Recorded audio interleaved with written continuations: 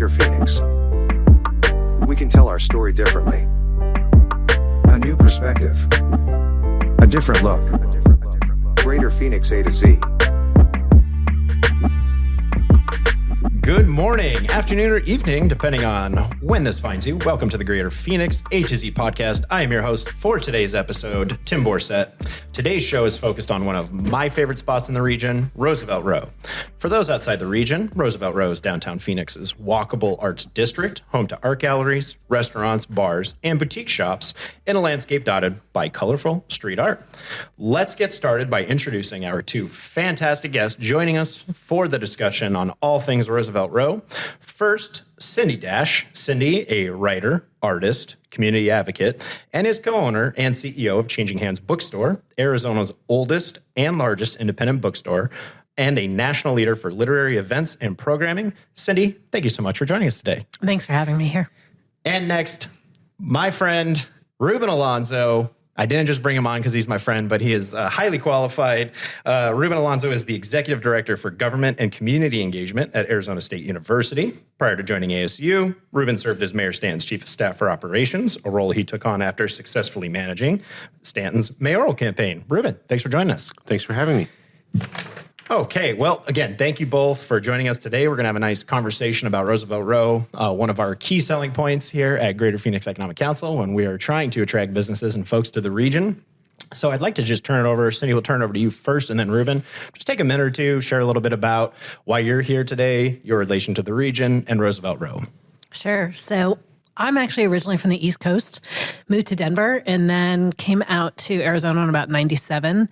And when we first got here, we had a hard time finding cultural points and gathering places, and we had a hard time meeting people of like minds. And like we did in Denver, we got very involved in the arts community. And what we found when we first got here was the arts community was very spread out. We went to a First Friday that had 11 spaces, and you had to drive to all 11 of them individually. And there was an opportunity on Roosevelt where some buildings had been boarded up and were dark, and we had an opportunity to purchase one and put it in an art space, and that is how we started. And at that time, you had a lot of amazing galleries in Scottsdale with high-end art, but there weren't a lot of places for artists just coming out of school or emerging artists. So our focus was on, we started iLounge, which was a collective art space, and that was the catalyst to everything else that we did. Thank you so much, Cindy. You brought up First Friday. I'm going to come back to that in a moment for anybody outside the region who's listening, just so they can get a better idea. Ruben, please share a little bit more about yourself for a minute or two and your relation to Roosevelt Row. Yeah, thanks, Tim. So I first came to the Valley. I grew up in Somerton, just south of Yuma, which is kind of the southwest corner of the state. I first came to the Valley in 2001 to go to ASU as an undergrad, and that was in Tempe because, well, there was no downtown Phoenix campus then. And quite frankly, didn't really have much of a relationship with Roosevelt Row or downtown Phoenix at the time. Really sort of stuck to Tempe like most ASU undergrads did. As I sort of began getting more involved in the community, mostly through political involvement, and eventually working for the city of Phoenix, I sort of, quite frankly, discovered downtown Phoenix and Roosevelt Row, spurred by a lot of things. Obviously, ASU downtown coming here did a lot for downtown Phoenix, but sort of became friends and with everyone involved in Roosevelt Row, Cindy and others, and just saw what they had started building prior to ASU being down here. And even, I think even prior to Cindy being here, she probably saw some of the things that had started to be built that laid the foundation. So after I left Mayor Stanton's office, I actually joined the Roosevelt Row board and am currently chair. So went from it becoming a casual hobby to now becoming a very large part of my day-to-day life. Thank you so much, Ruben. And for those listening, Ruben also has a thriving career as a wedding officiant. So if you're listening to this and you're friends with Ruben, hire him as your wedding officiant because he does an outstanding job. I can speak from personal experience. I thought I was only told that I could only do yours and no other ever again. But, well, we can negotiate. Just want to say, 18 months later, still getting comments about the wedding officiant. So Cindy, I'm going to start with you. You had talked a little bit about, art from being from the East Coast to Denver to here. So again, why is art important to a city?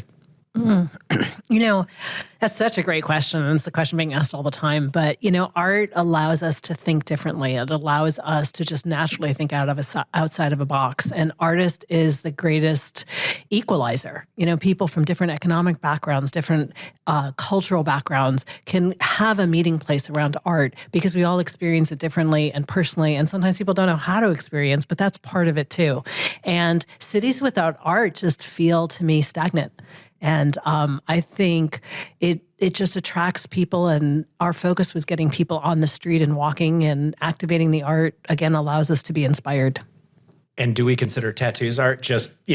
Just asking that out of the question. Well, of course, because tattoo artists, the people who actually make the tattoo, and then the people who allow their bodies to be the canvas, of course. Oh, I'm going to start. My body is a canvas. And you do have at least one tattoo artist I know on Roosevelt Row. But we have a few. There's now a few. Almost as many coffee shops as tattoo places. Love it. Ruben, in your mind, Somerton boy, the Southern 928 as we call it, me being a Northern 928 guy from Prescott, to Tempe to Phoenix, why is art so important? Only to a city, but specifically Roosevelt Row. Well, I think when I was in the mayor's office in the city, and obviously more maybe on the GPEC front, right, people often tie it to economic development and say, well, having an arts community really drives development and really drives growth.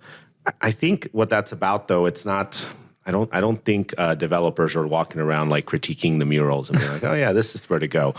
I think there's this kind of hard to kind of describe aspect of art that makes a city unique.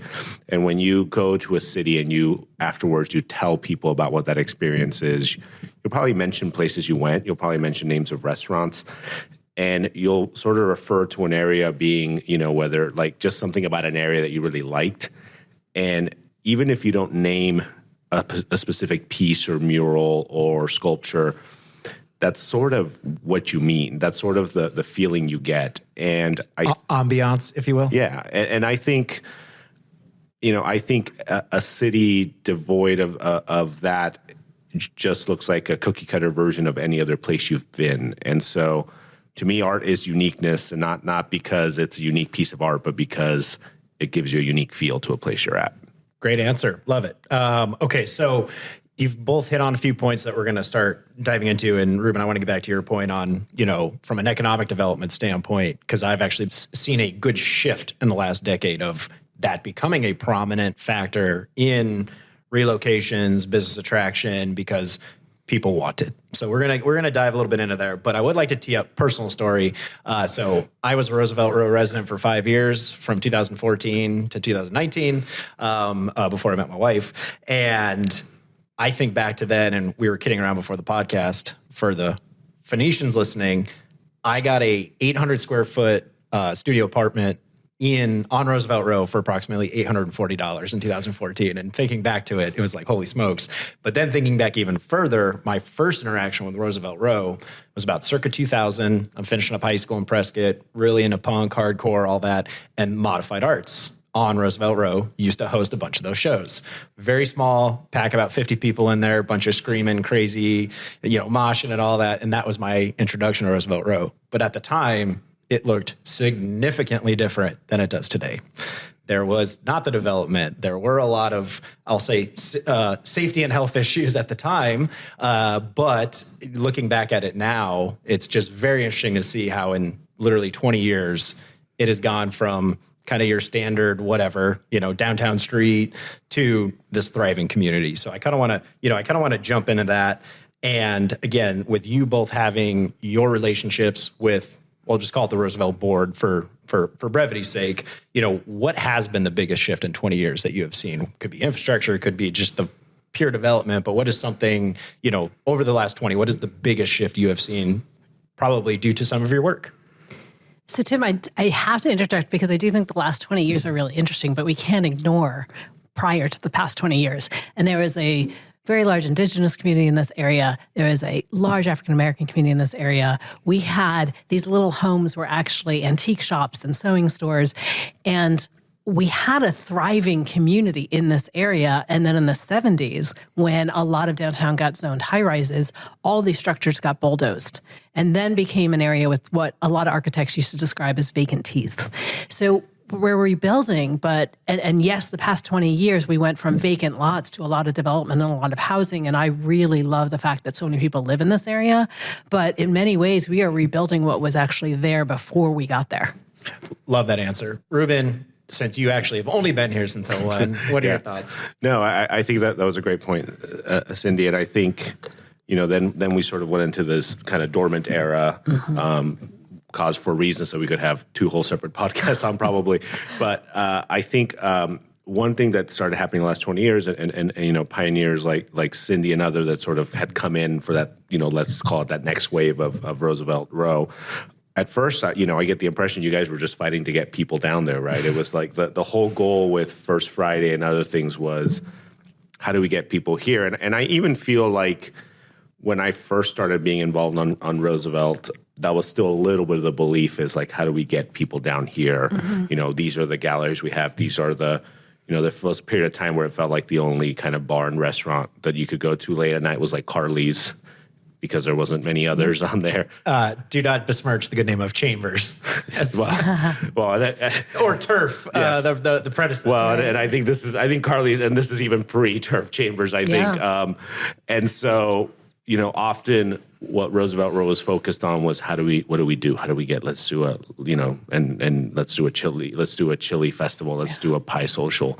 How do we get people down here? Yeah. And I think the biggest difference is now, that's not the struggle. We're recording this, on a Wednesday. You go there, as soon as we go here, we were to go down there to grab a drink, it would be busy. There was just no need to do that. And I think that growth just kind of, that's been the result of all the hard work of lots of people to kind of create the community down there. Absolutely. And Cindy, could you please expand? You had mentioned First Friday. And so for those who might not be familiar or who are listening outside the region, could you just give a brief overview of kind of what First Friday is? Absolutely. So a lot of cities have like one night a month where there's an art walk and everybody opens and has common hours. And long before, I'm like the history person today, but long before us, there was actually a group of artists in and around Grand Avenue, in and around where what is now the Sun Stadium. They actually started First Wednesdays. And then in time, it evolved to a First Friday. When I came here, there was this thing called First Friday. And what happened is there was just a fortunate series of events where myself and my husband, Kimber and Wayne, all happened to purchase buildings near each other. And you that would not be believe. Kimber Lanning of Local First? Yep. And Wayne Rainey, they bought Modified. And suddenly you had 3 galleries that were walking distance from each other. And that was the tipping point, because when people would drive by and see other people walking, just like coming out of a concert, you would say, okay, something's happening here. So, and then more galleries popped up. But that was that tipping point of people being able to see other people walk. And now First Fridays draws about 20,000 people. And it has a whole other slew of things that need to be managed because people need management and infrastructure and systems. But also a big tipping point to that change in attendance was an 09 light rail came. And, the beauty for me, my favorite thing about First Friday is that there's so many ages, and it's where I meet so many teenagers that this is their first thing their parents let them do alone, because the parents will go eat at Carly's and the teenagers can go run around. And light rail just opened that up. It opened accessibility for people who didn't drive. So that was also something that really motivated this to grow the way it grew. No, that's a perfect transition, because the next question was really talking about intentional planning. That has helped Roosevelt Row thrive. So Ruben, I'll turn it over to you and then send it back to you for any thoughts.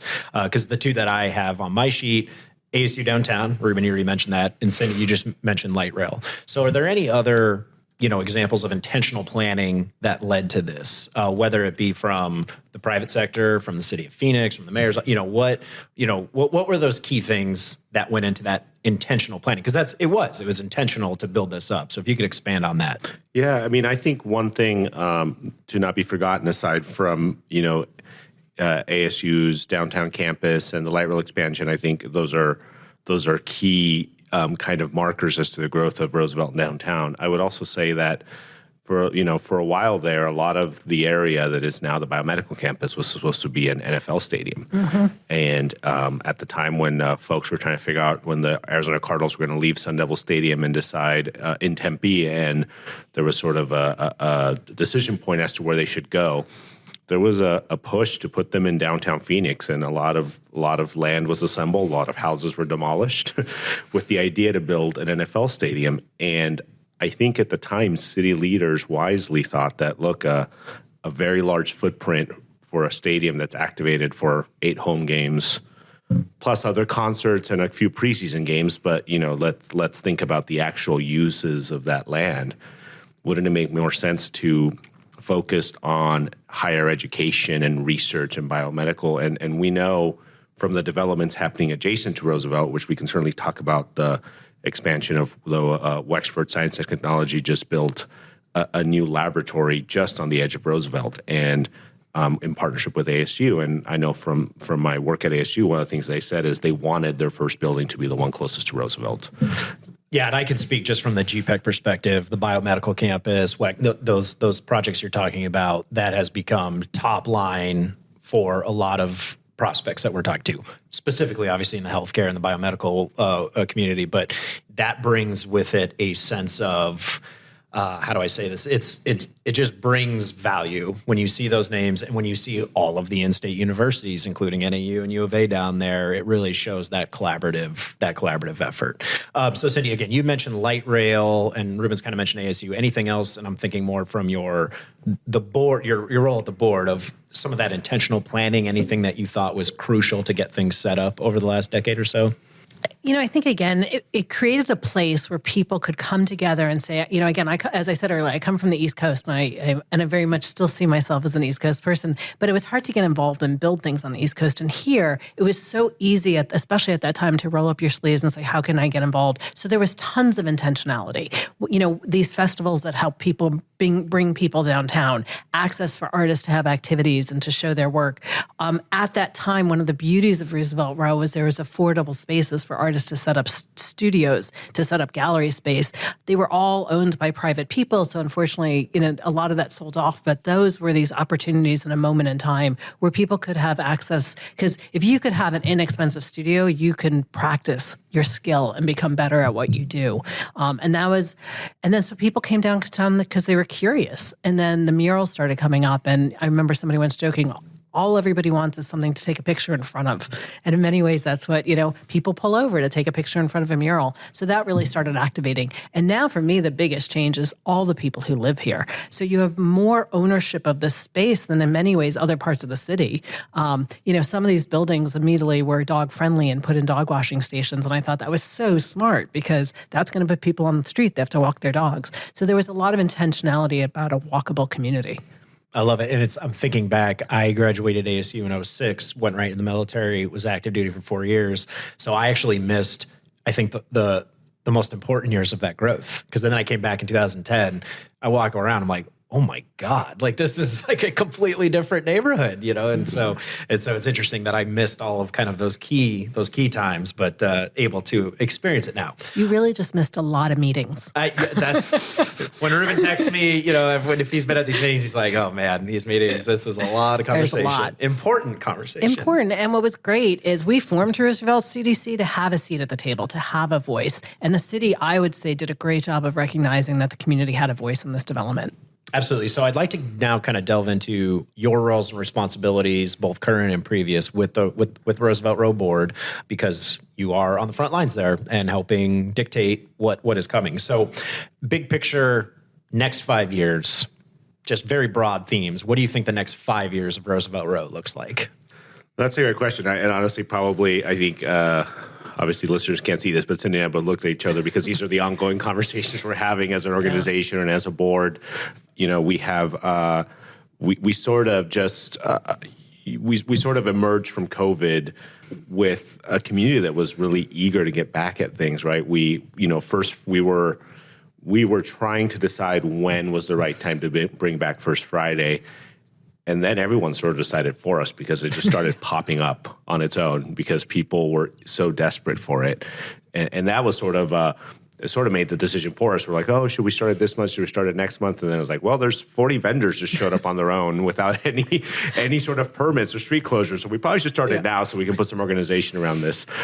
And the city's been a continual great partner in that, and we're grateful. So, in some regards, that event will grow and develop, but that's not really, that's not really what Roosevelt Row is. It's not a once a month event. It's not even the other special events that come together. It's the fact that we are, quite frankly, we are running out of vacant lots, but we're not out of them yet. We still have them.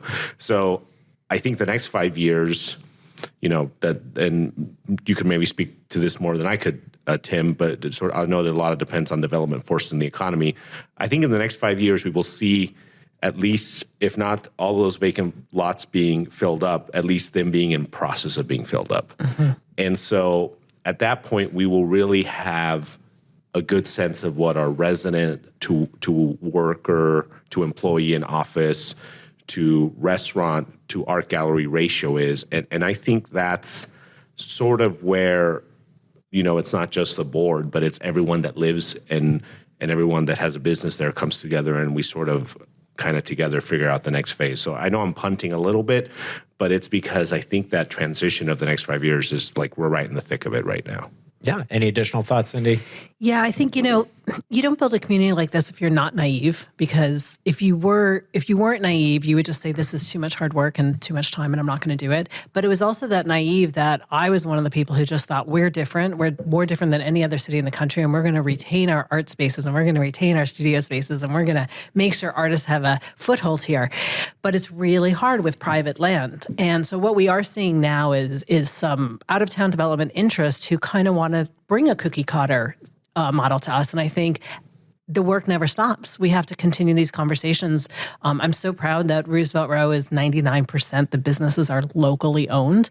And every new developer, we welcome them. We want to see growth, but we want them to see who we are and that we still want to be a little bit different and that the artists matter and local business owners matter. And maybe something that worked in a different city, we're not saying no to it, but we're saying don't make it that city, make it our city. So work with us. So I think the next 5 years, it makes me sad that it's going to be just as much hard work as the past 5 years, because what we have to keep having is conversations about why we're special and why we're different. And even like getting a little more specific on some of them, maybe some of your listeners, especially the ones in the Valley, would find interesting. There's still like there was a city RFP that involved an office tower that hasn't happened yet, and we don't know if it will. So is having an office tower on Roosevelt something that still happens? There's a couple other lots that has city RFPs on it where there's different things planned. And then south of Roosevelt, I alluded to the biomedical campus. ASU has the rights to develop in partnership with the city some more acreage there that, I think it's no secret because we've had public listening sessions on some more biomedical coming there. And so what will that look like? And so I think like those, and then lastly, the city did a big parking study, and there has been this kind of push-pull effort on parking on Roosevelt that sort of everyone agrees that there's I shouldn't even say that everyone agrees there's not enough. A lot of the businesses feel there's not enough, and a lot of people feel that way as well, but no one can decide if that's, do we need more, or is that going to solve itself? And I think those are all kind of the growing challenges we're going through. I'm sure I'll hear from a few people on Twitter about parking spaces and allocations and city planning. So you had hit on something in this last topic, and again, I'll speak just from a economic development perspective of, you're not sure if, developers or, Fortune 500 companies are like, we need arts and culture. So historically, and, both of you in business or working for the city, you have plenty of experience in this.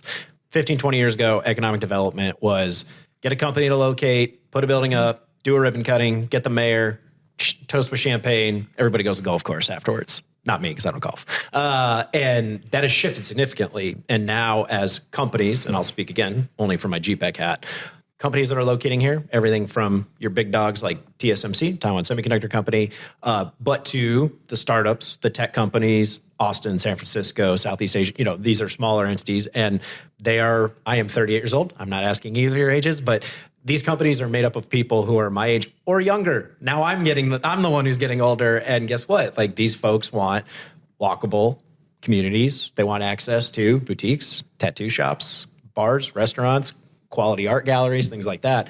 And so we've actually seen, even from those corporate entities, that these things are important. They don't want to be out on I'll just say an island, but they want their employees and they want their people to grow in.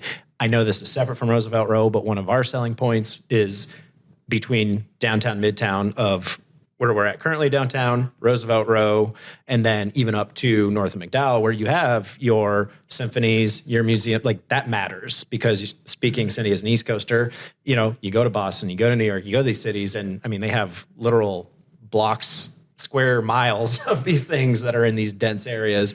And so, it has become more important. And so it is pretty cool now in our business attraction efforts and in our pitch meetings and whatnot with these companies is we show them that stuff. We want to show them the murals. We want to show them the Prince mural, the Devin Booker murals, the art on Roosevelt, because it does. It adds, I was jokingly calling it the ambiance, but it is important.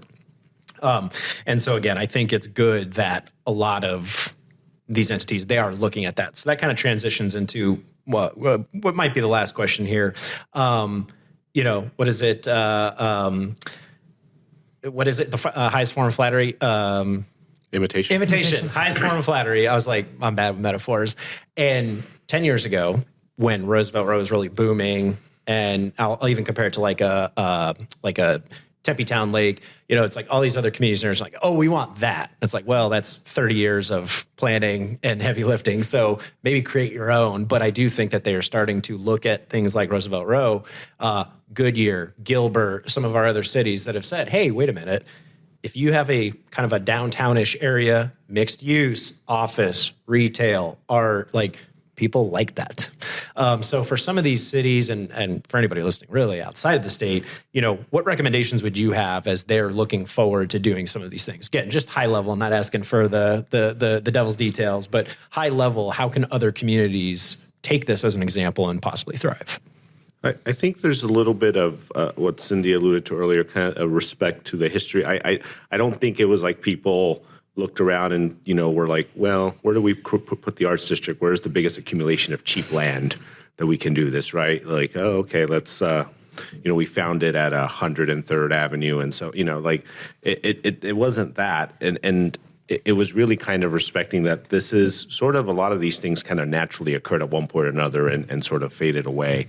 And it was about bringing them back. So I think every city has that. Every city, most cities of any size developed in the similar way where you kind of were started in the quote unquote middle and kind of grew out and you had different pockets. I think people sometimes refer to Grand Avenue corridor as being the next Roosevelt Row, as if last week somebody was like, we should put some new galleries up. Where should we go? Ooh, look at this Grand Avenue area.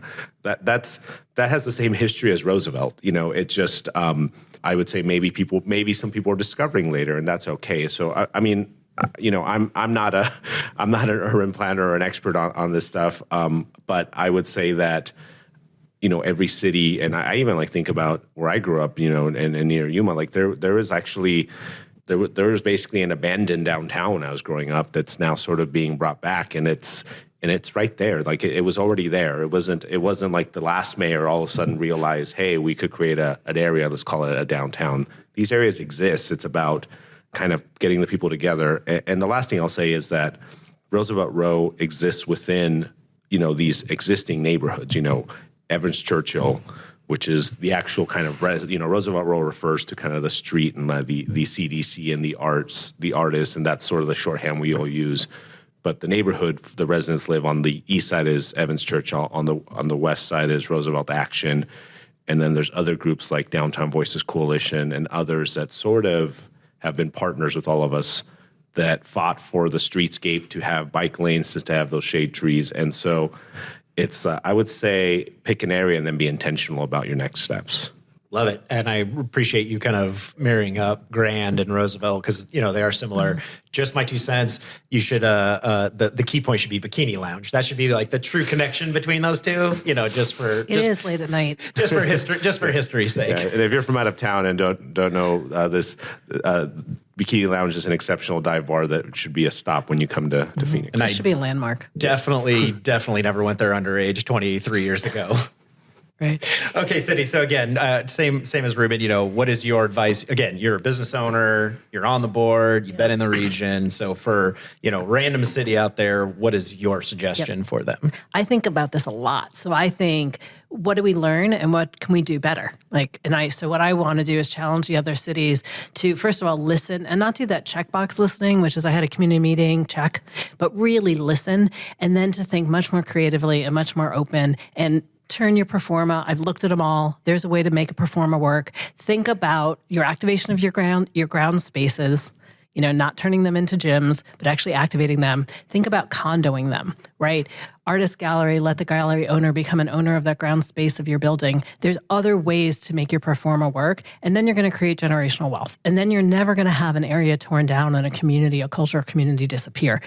We fear every day that our arts community could disappear because there isn't a lot of ownership. And I want to challenge the next cities to think about ownership where artists can actually own their spaces. It can become generational.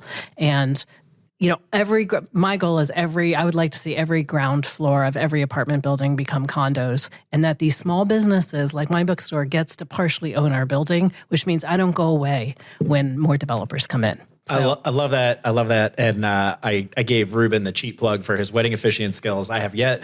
Changing hands. Everybody in Phoenix knows it. If you haven't, you need to get there. I think every household has that one store that you can't walk into without spending a set amount. And I think for most people, it's Target. But in my household, it's Changing Hands. We're happy to support your business.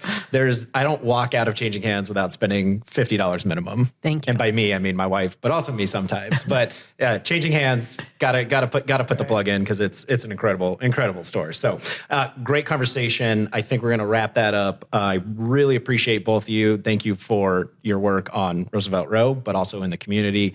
The feedback was great. I really appreciate both of your thoughts on this. And again, we on behalf of GPEC, we really appreciate you being here.